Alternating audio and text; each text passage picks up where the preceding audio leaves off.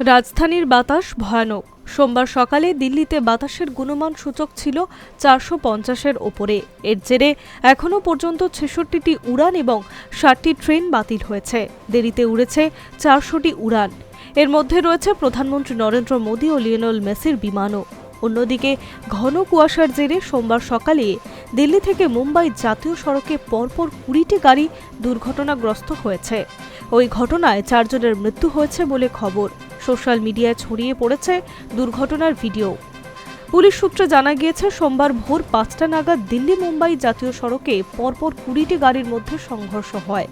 এর ফলে 2টি পুলিশ কর্মী সহ 4 জনের মৃত্যু হয়েছে। গুরুতর আহত হয়েছেন 20 জন। দুর্ঘটনার সময় দৃশ্যমানতা কার্যত শূন্য নেমে গিয়েছিল।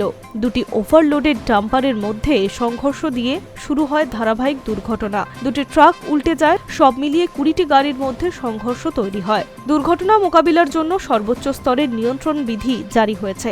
তারপরেও অবশ্য রাজধানীর বাতাসের গুণমান উন্নতি হচ্ছে না। সোমবার সকালে অশোক বিহারের সর্বোচ্চ 500 AQI ছিল।